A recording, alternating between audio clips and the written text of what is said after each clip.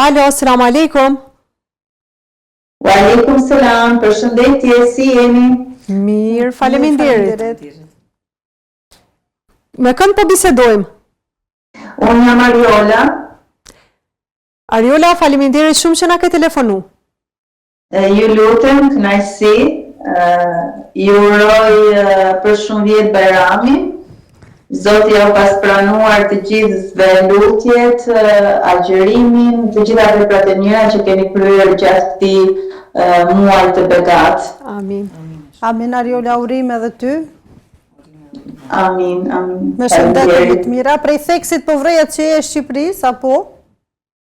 Jo, unë jam shqiptare, mirë po jetoj në Itali. E Shqipëris, jeton në Itali. Po. Ani Zotit nderoft që të më na përcjell. Amin, amin, edhe juve, kënaqësi. Ariola, sillni pak fllad feste, pak fllad besimi, edhe neve që jemi larg, ndoshta dhe nuk dëgjojmë aq shumë shqip. Elhamdulillah. Ariola, çu keni atmosferën atje të Bajramit? Po mirë, mashallah. Edhe gjatë Ramazanit, edhe në Bajram ka atmosferë. Ka komunitet normalisht që mblidhemi edhe festojmë, është domethënë e falja e Bajramit, janë ato qerasjet, janë ato gëzimet edhe ato gjërat e vogla që gëzojnë edhe fëmijët. Do themi që ka atmosferë mjaftueshëm, ka ngjyra shumë, duke qenë se është një komunitet multietnik, multikulturor. Ka mjaftueshëm ngjyra, ka mjaftueshëm tradita që përzihen dhe ndërthuren aq bukur, edhe kupton, domethënë kur janë të gjitha këto komunitete, domethënë të ndryshme, etni të ndryshme, shtete të ndryshme, raca të ndryshme, ngjyra të ndryshme, tradita të ndryshme, që bashkohen dhe humbasin të gjitha këto dhe bashkohet në një që është Islami, edhe është besimi ai që na bashkon të gjithëve, pavarësisht se ndoshta nuk kuptohemi, nuk flasim të njëjtën gjuhë, nuk kemi të njëjta tradita, nuk kemi të njëjtën prejardhje, mirë po, edhe pse thellë kemi të njëjtën prejardhje, sepse të gjithë vijmë nga Ademi alayhis salam. Mirë po, kemi marrë forma të ndryshme rrugës. Po, e vërtet. Edhe kur bashkohemi aty në saf, nuk ndihet kjo pra dallimi. Ne të gjithë, unë dhe bashkë me motrat e tjera, i përulemi Zotit njësoj në sejdë, njësoj në ruku, festojmë njësoj. Dhe kjo pra e unifikon atë besimin, edhe këtu e kuptojmë që të gjithë njerëzit janë të barabartë, edhe merr kuptime edhe ajo shpreha, domethënë në Islam që ne të gjithë jemi vëllezër të njëri tjetrit, jemi motra të njëra tjetrës, edhe me të vërtetë që këtë gjë domethënë e kupton vetëm kur je në një komunitet kështu të përzier. E vërtet.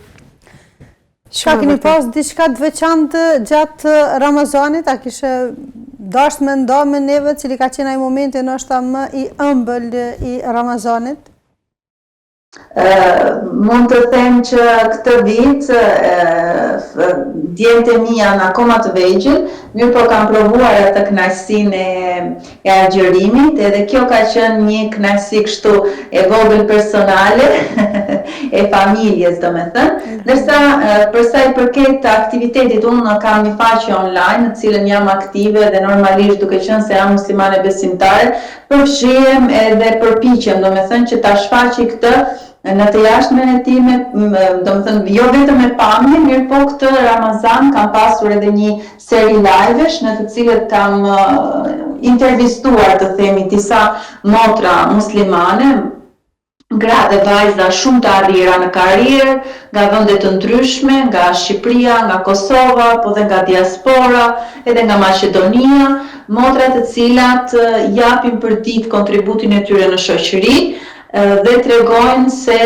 Islami nuk është një rrezik për shoqërinë, përkundrazi, vetëm se mirë, çdo kujt i vjen mirë, domethënë nga një besimtar, Edhe normalisht të motra kanë treguar që me të vërtet besimtari është një vlerë e shtuar në shoqëri, është një kontribues shumë i mirë në shoqërinë tonë dhe mund të them me bindje të plotë që çdo besimtar i sinqert, çdo besimtar që është në të drejtën e Zotit, po themi, normalisht është një vlerë e paçmueshme për shoqërinë, edhe është një qytetar ideal i shoqërisë, edhe nuk ka pse të ndihet më pak, përkundrazi, të ndihet krenar, të eci gjithmonë me kokën lart, mos të shqetësohet për ato komentet apo ato mllëfin apo ato të them një pakënaqësi që mund të ketë dikush,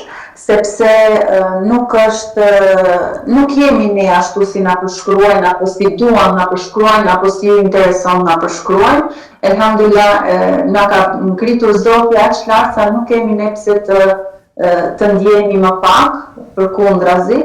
Ta përqafojmë fort atë që jemi, edhe t'jemi krenar, edhe normalisht të përpiqemi më shumë për të qenë ne mirë në veten tonë, me familjet tona, po t'japim edhe kontributin tonë në shoqëri, sepse vlerat që përcjellim janë ato vlera që sapo vjen po i mungojnë shoqërisë shqiptare, por jo vetëm.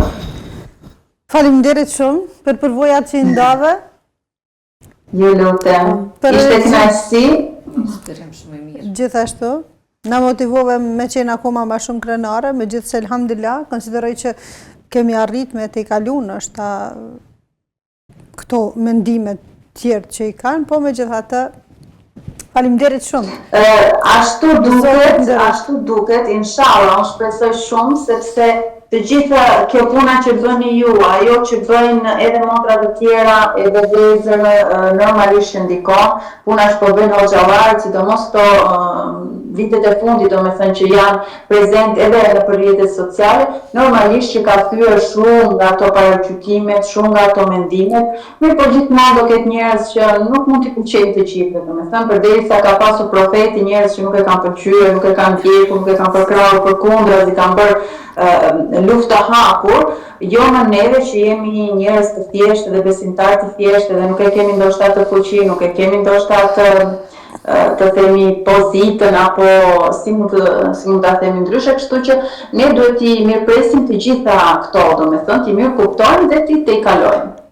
Faleminderit shumë. Edhe sidomos në ditë të tilla feste, normalisht është një ditë gëzimi edhe nuk kemi pse të mbetemi pengi këtyre pakënaqësive që mund të hasim. U gëzofshë dashur, faleminderit për telefonatën e shpresojmë që jemi në kontakt ndonjëherë tjetër në ndonjë emision tjetër. Faleminderit shumë juve, kalofshi një ditë të bukur edhe sa më shumë bajrame, inshallah. Inshallah, selam aleikum.